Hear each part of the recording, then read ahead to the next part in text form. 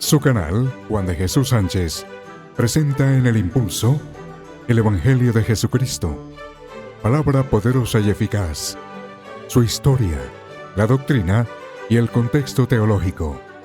Prepárese y escuche.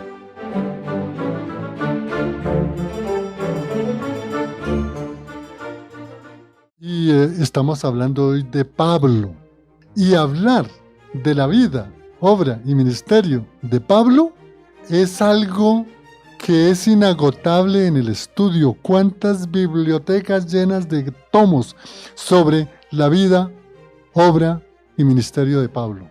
Es algo grandioso lo que realmente Dios hizo en Pablo. Pero también porque Pablo estaba llamado desde antes de él nacer, su vida, cómo iba a ser dentro del fariseísmo y luego, después de Damasco, cómo iba a ser ese apóstol entregado a predicar la palabra de Dios, el Evangelio, por todo el territorio del Imperio Romano, que era bastante extenso. Entonces, hoy vamos a hablar de Pablo.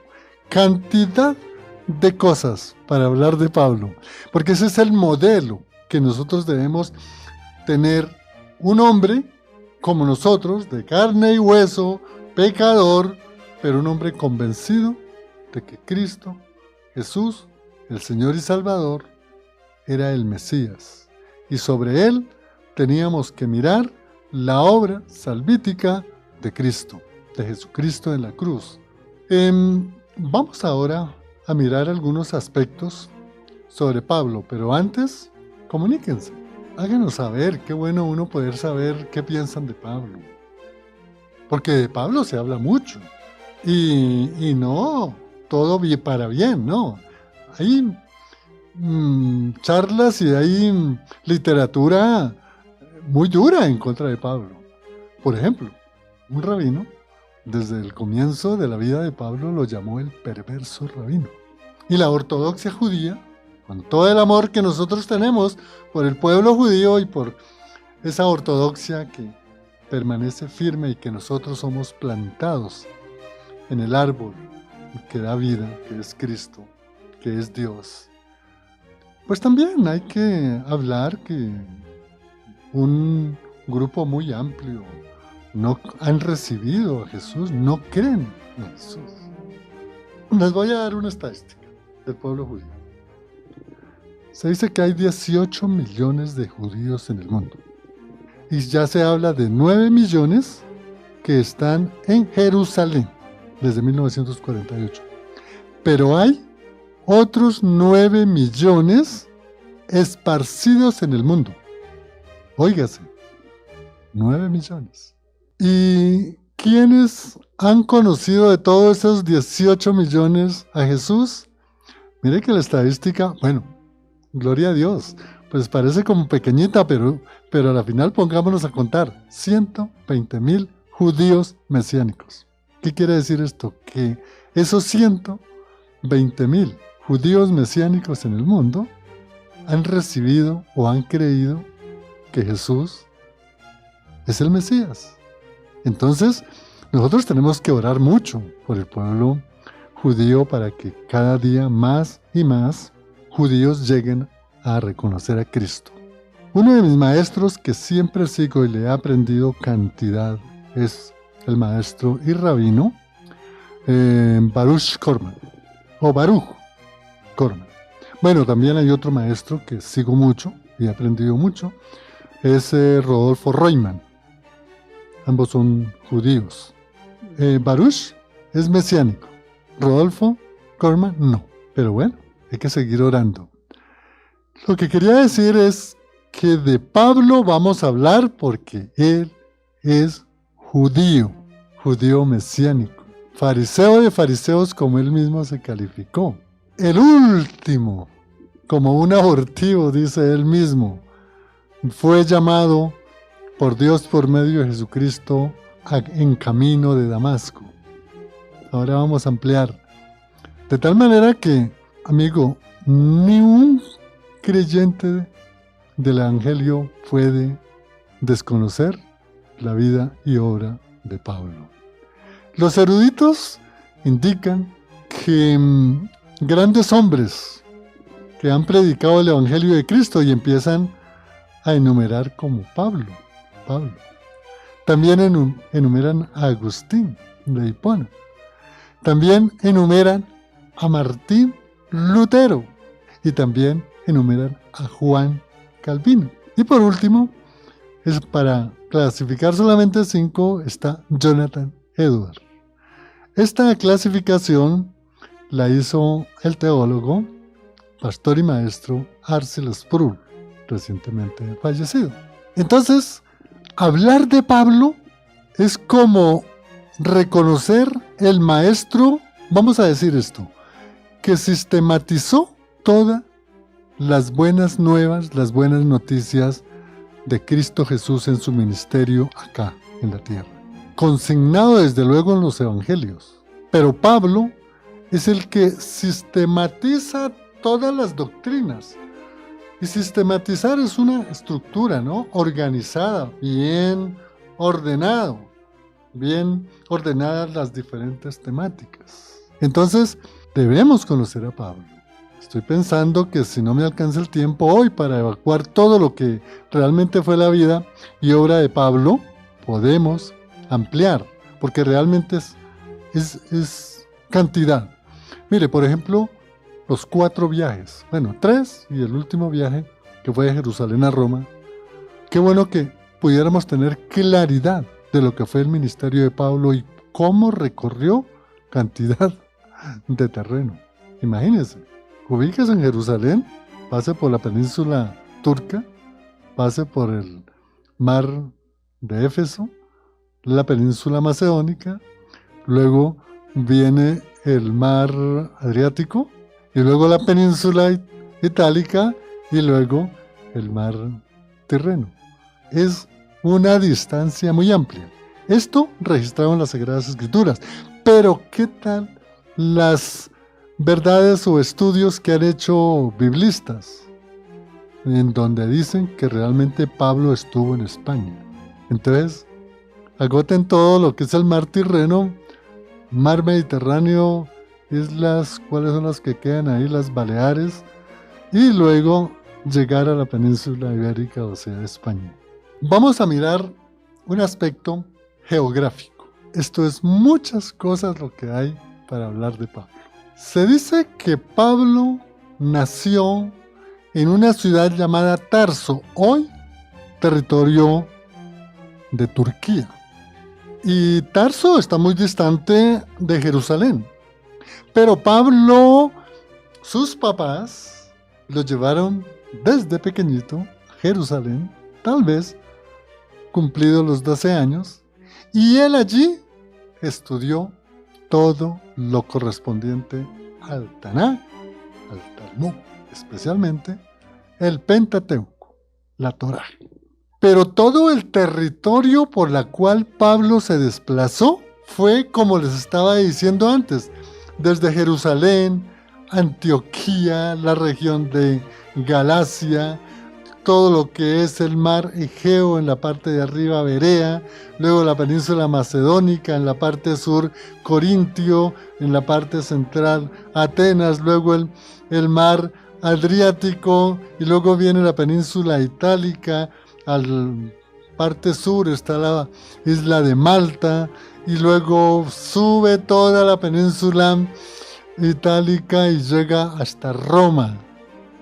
Y se dice que Pablo estuvo preso desde el año 62 de la era cristiana, en periodo o gobierno de Nerón, pero que él, recordemos que él tuvo su pena encarcelado, pero en forma domiciliaria, lo que se llama la cárcel domiciliaria o casa por domicilio. Entonces, él se dice que tuvo un tiempo para desplazarse desde Italia por todo el mar Tirreno, hasta llegar, se dice que Tarsis, una ciudad en España, Porque recuerde que él había hablado. No recuerdo ahorita si es en Romanos también. Él deseaba ir a Roma, pero también dice que él deseaba ir a Hispania. España. Y lo hizo en esos recorridos durante 4 viajes prácticamente. Que es posible que de pronto en otro programa pueda ampliar lo que fueron los 4 viajes, de qué ciudad iba, qué le pasaba en cada ciudad, qué ocurría al pasar a otra ciudad, por qué se iba tan rápido a otra ciudad. Sería muy importante. Entonces, esa parte geográfica, miren ustedes el mapa, Asia, Medio Oriente, Cercano Oriente también, ahí el mar Caspio, el mar Mármara, ¿cómo es que se llama este estrecho? El estrecho del Bósforo, el estrecho de Dardanelos, ahí están ustedes ubicados en el mar Egeo, y luego la península macedónica, lo que hoy es Grecia, y luego mar Tirreno, mar Adriático, luego península itálica y luego mar Tirreno. Y si fue a España, islas de Baleares, islas de Sicilia, Córcega y mucho más hasta llegar a España. Tremendo el recorrido, la parte geográfica. ¿Qué es en esto? Pablo no se quedó ahí en Jerusalén, no, se recorrió todo el Imperio Romano. Increíble. Miremos la parte social. Sin lugar a duda, Pablo descendía de la tribu de Benjamín. Y él, como benjaminita, pues pertenecía a las 12 tribus de Israel, es decir, al pueblo de Israel. Y como les dije en la parte geográfica, él, Pablo, o Saulo, como se le llamaba en esa época, antes de Damasco, pues se preparó en las grandes escuelas, universidades, digamos, allá en Jerusalén. Y se habla que fue un alumno muy privilegiado. En esa época, ser privilegiado por un maestro no era cosa fácil como hoy. Y uno de los grandes maestros de Pablo fue el gran rabino Gamaliel. Él fue el profesor, el maestro.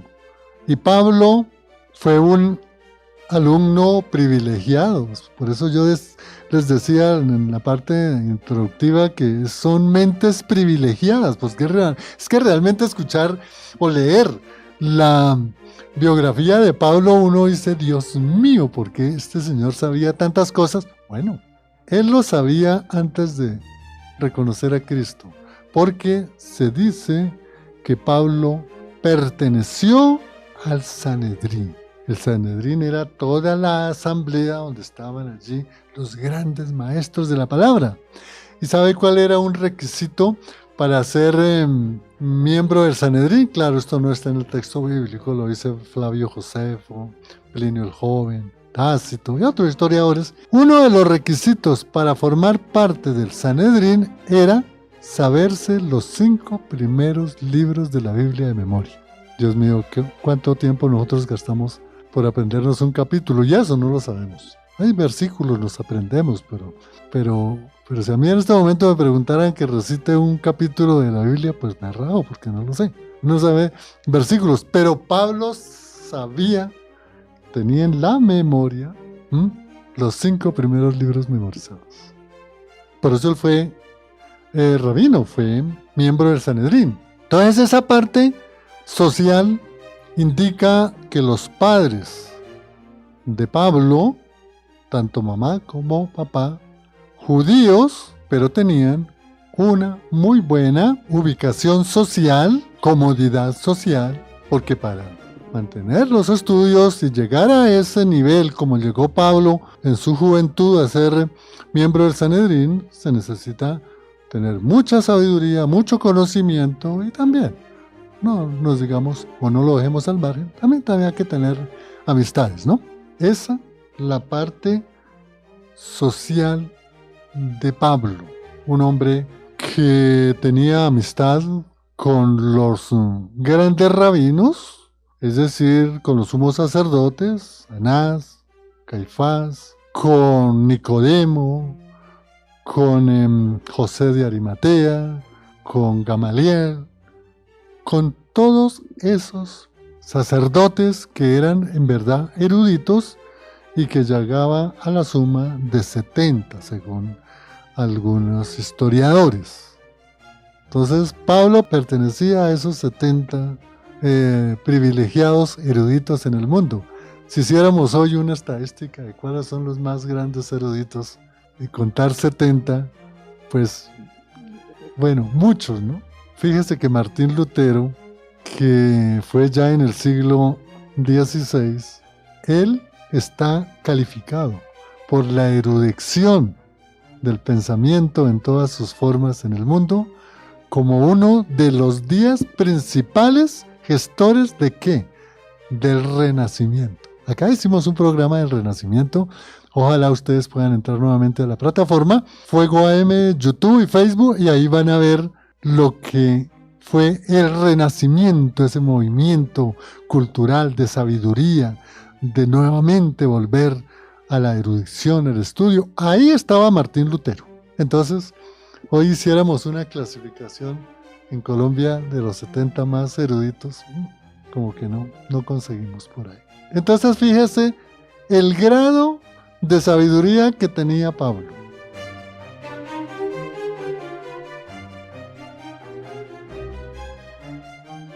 Es tan extensa la vida y obra de Pablo que en verdad tengo la obra de Reader Bones, que son 3 tomos sobre la vida de Pablo, pero ese es un resumen de todo lo que fue realmente Pablo, y cada tomo tiene 1000 páginas. Imagínense cómo será todo lo que hay para hablar de Pablo. Lo que sí queremos, o es el propósito de este programa y de perfiles, poder conocer los momentos grandes de una persona llamada por Dios, dada una misión para cumplir por Dios, y el fruto de ese personaje. Y por eso es que queremos ampliar realmente lo que es la vida y obra de Pablo. Y en el segmento primero habíamos hablado de su parte geográfica, que ya indicamos, y la parte social.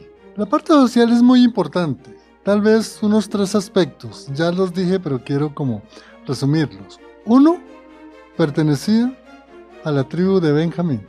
Pertenecía al pueblo de Israel. 2, fue un gran erudito que perteneció al fariseísmo y allí formó parte de esa asamblea amplia del Sanedrín. Y 3, un encuentro con Dios que le permitió llevar el Evangelio de Jesucristo a los gentiles. Por eso fue que a él le tocó recorrer todo el territorio del imperio. Miremos la parte histórica. Bueno, uno le podría preguntar, a ver, diga unos, ¿qué? 5, 10 acontecimientos históricos de Pablo. Así como para mirar. Entonces uno dice, bueno, históricamente, ¿qué puedo yo indicar? Que Pablo era judío y fue fariseo. 1. 2. Que Pablo fue un estudioso de las Sagradas Escrituras, es decir, del Antiguo Testamento, que fue un alumno muy adelantado y que, de acuerdo a las normas del Talmud, para poder ser miembro del Sanedrín tenía que saberse de memoria por lo menos el Pentateuco. Otra, que Pablo se empieza a conocer en el Evangelio o en el Nuevo Testamento cuando Pablo cuidó, controló, digamos en otras palabras, fue el que dirigió la muerte de Esteban, cuando Esteban fue apedreado. El texto dice que los mantos o las ropas de Esteban las colocaron al pie de Saulo, porque eso indicaba la autoridad que Pablo tenía dentro del fariseísmo, dentro del Sanedrín. La historia hermosa, que él le pide cartas al Sanedrín, al sumo sacerdote, para irse a Damasco a perseguir los cristianos que estaban allí y traerlos a Jerusalén aprehendidos, es decir, presos, para allí que en Jerusalén fueran también ejecutados, como fue ejecutado Esteban. Mire, esos hechos históricos que nunca podemos olvidar. El hecho tremendo, que yendo camino a Damasco, se le presentó el Señor. Y tal fue el impacto, el poder, que Pablo cayó al suelo, quedó ciego y escucha frases, palabras de Jesús: Saulo, Saulo, ¿por qué me persigues? Y la respuesta de Pablo es: ¿qué debo hacer, Señor? Y le explica qué es lo que debe hacer. Vaya a Samaria, allí está, me llamaba Ananías, a nuestro hermano Ananías, él le dirá qué es lo que tienen que hacer. Y Pablo, desde luego, quedó ciego, tuvieron que llevarlo, es decir, guiado, porque no veía durante 3 días. Bueno, está en Damasco, y allí el hermano Ananías, profeta Ananías, o el creyente, es el que le dice qué debía hacer, lo bautiza y él recibe a Cristo. Tremendo su testimonio. Y luego él inmediatamente que estuvo en la casa de Ananías, se fue para el desierto. Se dice que es lo que hoy es Arabia Saudita. Allí duró 3 años en el desierto, en alguna cueva viviendo, bueno, no sé.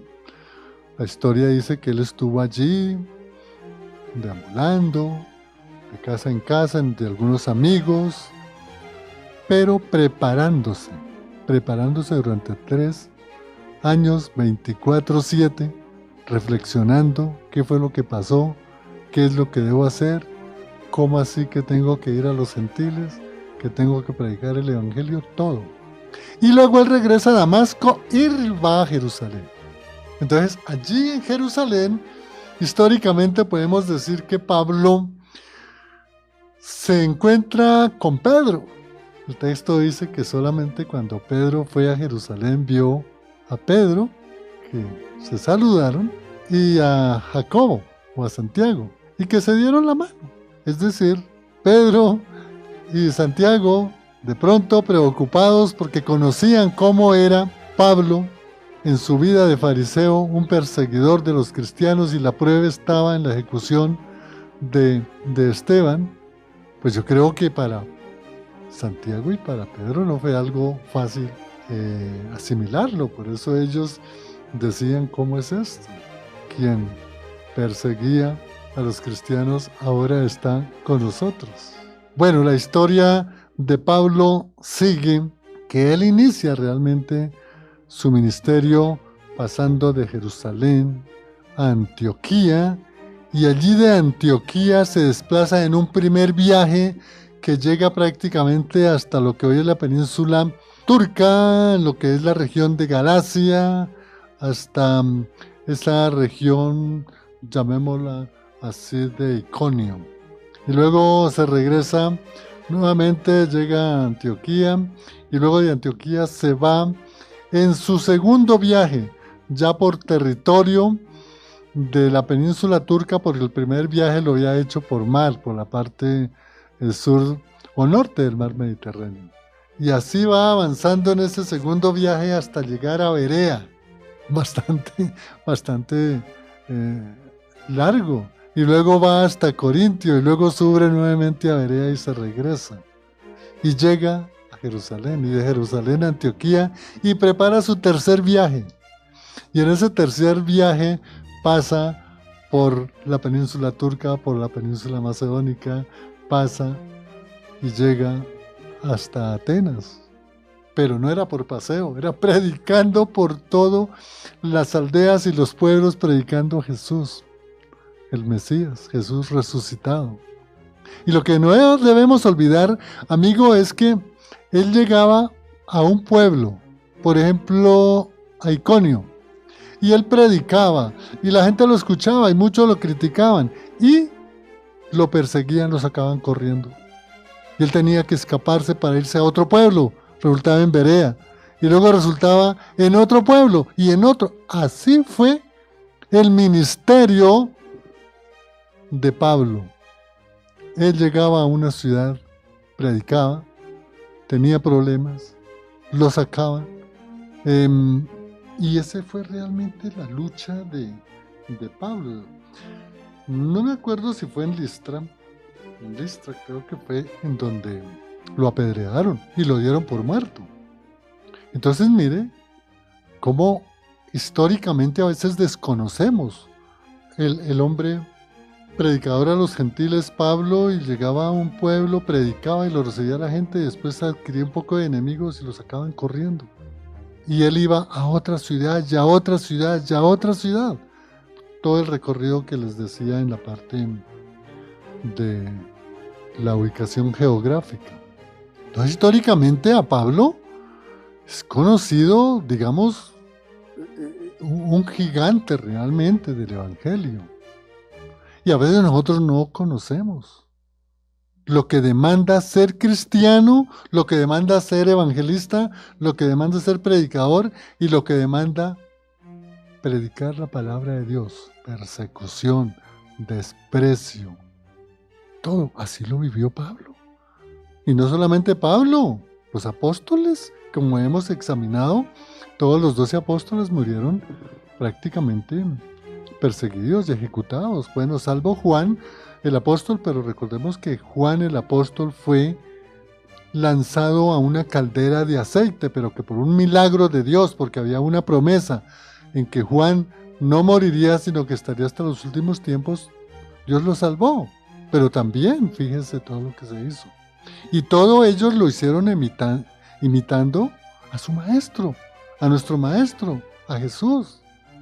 Y no se diga la persecución después en el periodo de los padres de la iglesia. Y Pablo fue un perseguido tremendo, tremendo. Mire, históricamente, Pablo regresó de Atenas, llegó a Jerusalén para llevar las ofrendas a los hermanos de Jerusalén. Y allí estaba gobernando Festo, Félix, y después Festo, y por puro odio, por persecución, lo apresaron a Pablo. Estaba predicando en el templo, él no estaba por allá en ninguna cuestión de lugar de descanso. Estaba predicando y ahí lo aprendieron. Y lo juzgaron injustamente.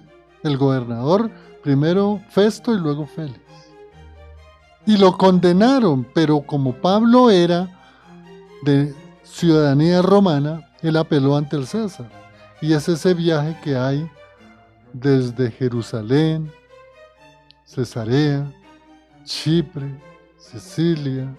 Y viene la tormenta, recuerda que hemos escuchado esa tormenta en donde Pablo iba en el barco y le había dicho al timonel, mire, no viajemos ahí, no zarpemos hoy a la alta mar porque va a haber una tormenta, nos podemos, la barca se puede inundar. Y el timonel, o sea, el que dirigía el barco no le hizo caso y se hundió. El barco, tuvieron que echar todas las cosas y las cargas y por fortuna se salvó y Pablo fue el que dirigió y iba preso, pero él dirigía y oraba y enseñaba el evangelio, aún en cadenas los llevaban.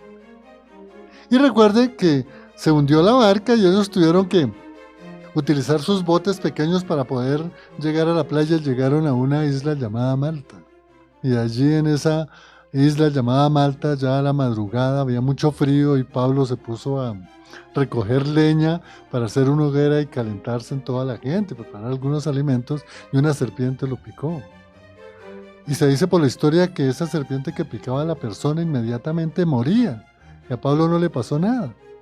Y todos los lugareños de esa isla estaban esperando a ver en qué momento Pablo caía muerto, y porque se dice que ese veneno de esa serpiente inflaba el cuerpo. Entonces todos estaban esperando y resulta que pasó el tiempo y no le pasó nada. Entonces los que estaban esperando que cayera muerto dijeron, no, ¿verdad? Es una persona rarísima, no sé qué clase de demonios tendrá porque el veneno no le hizo daño. Imagínense lo que pensaba la gente, en lugar de pensar que realmente era un milagro de Dios. Dios tenía ese plan para Pablo para que llegara a Roma. Entonces fíjense que de ahí empezaron a atravesar o a ascender, llamémoslo, toda la península itálica desde la parte sur, Malta, y luego llegan a ciudades como Puteoli, Tres Tabernas, y llega a Roma. Pero ¿cómo llegó a Roma? Preso. A Roma llegó preso. Y allí le dieron una casa por cárcel. Y él allí predicaba el Evangelio. Y allí escribió muchas cartas. Predicaba mucho, a pesar de todas esas limitaciones. Entonces la historia de Pablo es grande. Y adicionémosle lo que dice la historia secular, en que Pablo sí estuvo preso, cumplió una condena de unos 2 o 3 años, fue libre y se fue para Hispania, la península ibérica. Y se dice que allá lo apresaron nuevamente y lo trajeron a Roma. Y ahí es cuando viene la orden de decapitación, de morir decapitado. Ahora, esto es una historia de hechos, pero si analizáramos la historia, la parte teológica, esa la dejamos para un punto más adelante, si no alcanzamos hoy, hacemos el siguiente programa, porque tenemos que analizar cuál es el pensamiento teológico de Pablo. ¿Cuál es la cristología de Pablo? ¿Cuáles son las doctrinas que estructuró Pablo? Eso lo tenemos que mirar porque eso es bastante amplio. Era esa parte histórica, como que nosotros tengamos presente quién era Pablo. Bueno, hemos hablado de la parte geográfica, hablamos de la parte social y hablamos de la parte histórica bastante amplia, porque es que a Pablo se le debe conocer, y esos son un resumen. Dijimos de 10 hechos, pero tal vez dije algunos más, pero es importante. Hablar de Pablo es algo muy extenso. Por último, vamos a hablar de la parte cultural. En verdad, Pablo tenía las culturas del mundo en su mente, las conocía. Empezando por la cultura judía, que la cultura judía tiene sus características muy propias del pueblo elegido por Dios. Es una cultura en donde ellos están fincados en los milagros, en los prodigios, en todas las grandes hazañas que Dios ha hecho para el pueblo de Israel y las promesas del pueblo de Israel. Y sabemos que Dios va a cumplir las promesas con su pueblo, con el remanente, claro está, pero les va a cumplir. Entonces, esa cultura judía, mezclarla con la cultura del pensamiento filosófico, del pensamiento de Sócrates, de Aristóteles, de Platón, de los movimientos como los estoicos, como el movimiento de los epicúreos, el epicureísmo, el estoicismo. Es decir, toda una cultura griega del pensamiento helénico, y esto lo digo porque cuando Pablo va al Areópago, ese discurso que él pronunció delante de los grandes maestros del pensamiento helénico, del pensamiento griego. Y fíjese que el texto dice que allí muchos, aún un maestro que pertenecía al Areópago, se convirtió, creyó en Jesucristo. Entonces, romper esas culturas del pueblo judío con el pueblo del pensamiento helenista o el pensamiento griego no es fácil. Es como hoy manejar el pensamiento judío y conocer muy bien el pensamiento griego a través de la historia. Y algo más que Pablo conoció: la Rex Publica o la Civitas romana, es decir, el derecho romano, el derecho civil, el derecho de la familia, el derecho de los bienes, el derecho de los contratos, el derecho de las obligaciones, y especialmente la política de lo que fue Roma en su monarquía, con sus reyes tarquinos. Luego vienen la República Romana con todos sus cónsules, procónsules, pretores, cuestores, ediles, todas esas majestades romanas. Y también, desde luego, conocía la el gobierno del imperio. En ese entonces gobernaba el emperador Nerón. Entonces, la cultura que tenía Pablo eran las tres grandes culturas que dominaban en esa época del siglo I el mundo, y que no nos digamos mentiras, lo han dominado. El mundo entero, está el pensamiento judío, está el pensamiento de los griegos y está el pensamiento de los romanos. Los romanos con el gobierno, formas de gobierno, los griegos con el pensamiento y el pueblo judío con las grandes promesas de Dios para su pueblo que él eligió. Espero que les haya gustado toda esta narrativa de Pablo. Me gustaría hacer de pronto otro o dos programas para hablar de Pablo, de su ministerio, de los 4 viajes de Pablo. Y también hablar de su doctrina, de su teología y su cristología. Les habló Juan de Jesús Sánchez. Aponte y agradecimientos cordiales a Lorena, quien estuvo en el Control Master. Bendiciones para todos los amigos de Fuego AM 1130 kHz. Bendiciones.